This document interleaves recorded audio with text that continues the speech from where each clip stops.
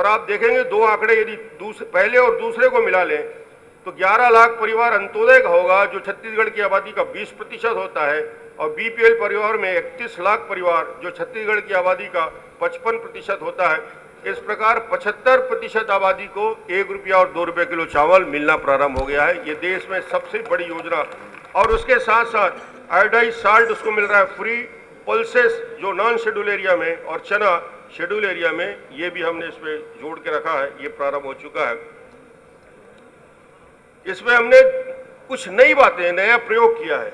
हमने जो प्रेग्नेंट जो हमारी वुमेन महिलाएं हैं और जिनके छोटे बच्चे हैं, उनको भी हमने इस योजना के साथ साथ हमने आंगनबाड़ी में उनको पोषण आहार मिले, भोजन मिले, इसके लिए आंगनबाड़ी से हमने प्रेग्नेंट महिला को और जिनके छोटे बच्चे हैं उनको जोड़ा है। इसमें 6 महीने से 6 साल के बच्चों को आंगनबाड़ी में मील के लिए जोड़ा है।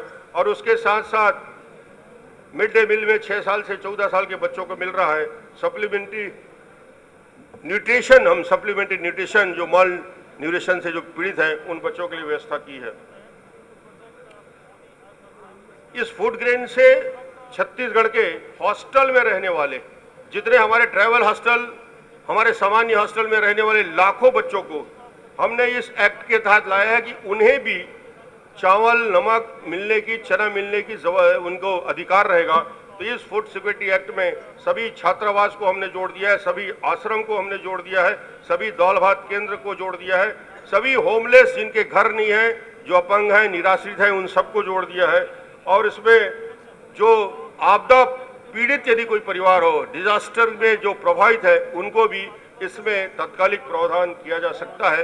ये इसके कुछ ऐसे फीचर हैं। जब आप दिल्ली बहस करेंगे लोकसभा के अंदर, फूड सिक्योरिटी एक्ट दिल्ली में आ रहा है, अभी वो अगले इसी सत्र में आएगा, क्योंकि दिल्ली के लोग ये समझ रहे हैं कि हमने इस फूड सिक्योरिटी एक्ट को लाकर हिंदुस्तान में ऐसा एक प्रावधान लाने जा रहे हैं जो चमत्कार करेगा।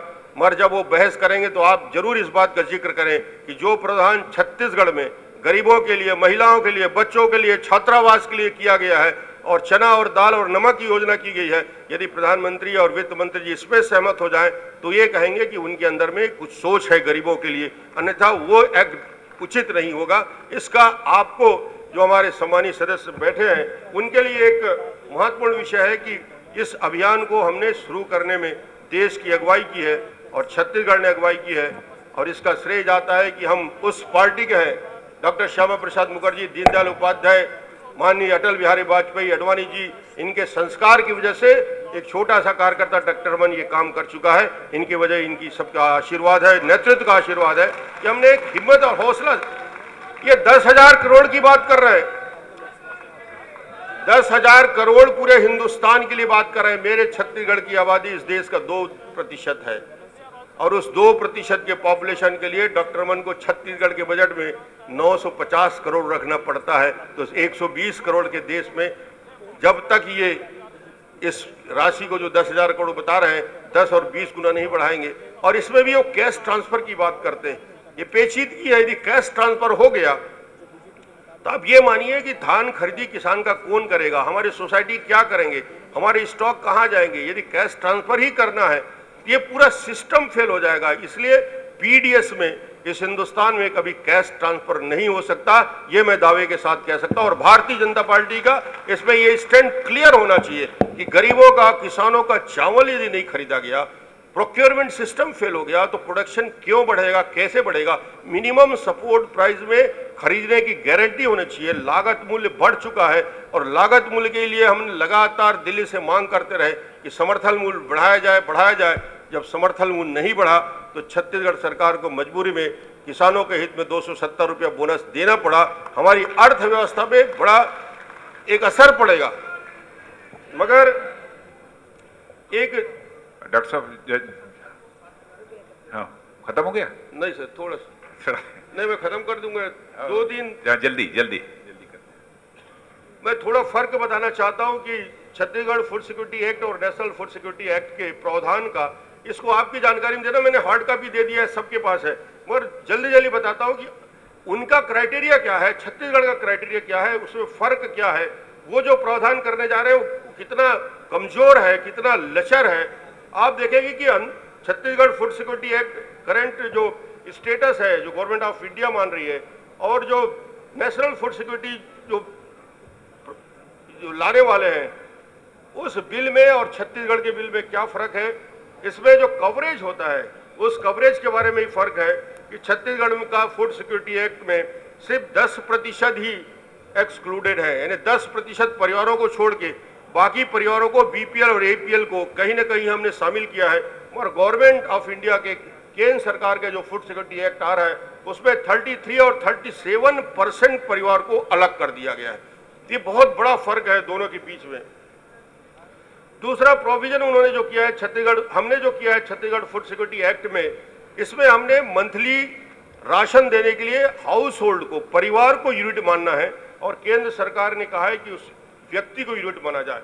और व्यक्ति को उनका जो रिकमेंडेशन है, जो नेशनल फूड सिक्योरिटी एक्ट जो आ रहा है, उसमें रिकमेंडेशन है 7 kg पर पर्सन दिया जाए, और उसके बाद जो स्टैंडिंग कमेटी का रिकमेंडेशन है 5 kg पर यूनिट, यानी प्रति व्यक्ति। यदि एक व्यक्ति को 5 किलो चावल या गेहूं दिया जाएगा, उसका परिवार में 3 मेंबर है तो उसको 15 किलो ही मिलेगा। 7 kg के हिसाब से भी करेंगे तो 3 व्यक्ति का परिवार है तो 21 किलो मिलेगा, 4 का परिवार है तो 28 किलो मिलेगा।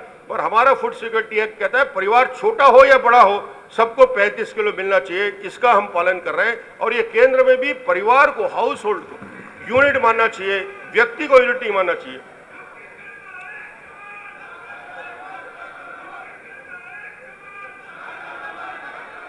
उनका जो नेशनल फूड सिक्योरिटी बिल जो आ रहा है, उस इंटाइटलमेंट जो है,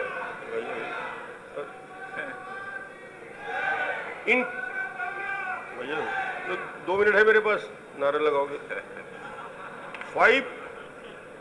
उनका जो इंटाइटलमेंट है 5 kg है, तो ये इसका विरोध हमको करना चाहिए कि आप 5 किलो का इंटाइटलमेंट यदि प्रति व्यक्ति को देते हो और हाउस होल्ड को अलग करते हो 35 किलो में, तो ये नुकसान होगा। दूसरा, न्यूट्रिशनल सिक्योरिटी का कहीं भी उस पर जिक्र नहीं है। पोषण सुरक्षा कहाँ दे रहे हो आप? चावल दे दिए, गेहूं दे दिए, उसको बाकी चीज भी ऐड करना पड़ेगा उस गरीब को, बीपीएल को, तो ये दूसरा चीज इसमें जोड़ना पड़ेगा। और होमलेस के लिए, हॉस्टल के लिए, बॉयज के लिए इसमें तीसरा प्रोविजन नहीं है।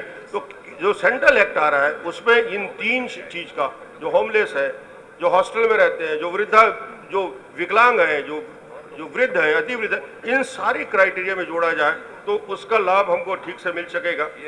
इसका असर छत्तीसगढ़ में क्या हुआ 4 साल में? नो हंगर डेथ रिपोर्टेड, भूख से कोई मौत 4 सालों में छत्तीसगढ़ में नहीं है। इसका रिजल्ट है, जो रिजल्ट है मैं बता रहा हूं बहुत संक्षिप्त में। पीडीएस में एलडब्ल्यूई डिस्ट्रिक्ट बस्तर और सरगुजा के सबसे ज्यादा नक्सल प्रभावित क्षेत्रों में भी पीडीएस सिस्टम 100% सक्सेसफुली चल रहा है। नक्सली भी इसका विरोध नहीं कर पाते, उनकी हिम्मत नहीं है कि उसका विरोध करें। तीसरा, एमएमआर में चमत्कारिक परिवर्तन आया है, 379 से 269 हो गया। आईएमआर, इन्फेंट मोर्टिलिटी रेट 79 से 51 आ गया। इस प्रकार इस छत्तीसगढ़ में पिछले 10 सालों में छत्तीसगढ़ के किसानों को 42,000 करोड़ रुपया धान की खरीदी से हमने उनको दिया है। और यही जीडीपी के ग्रोथ का कारण है। किसानों के घर में खुशहाली आएगी, संपन्नता आएगी। किसान यदि खुशहाल होगा तो छत्तीसगढ़ जैसे खुशहाली की ओर बढ़ रहा है, वैसे पूरा देश बढ़ेगा। इसलिए आप सब को मैं धन्यवाद दूंगा। इस एक्ट को आपने देखा है, समझा है। दिल्ली में भी इसी प्रकार यदि हम सब जोर लगाएं, इन सारी व्यवस्थाओं को ले आएंगे तो 40 करोड़ लोगों का भला होगा। बहुत बहुत धन्यवाद।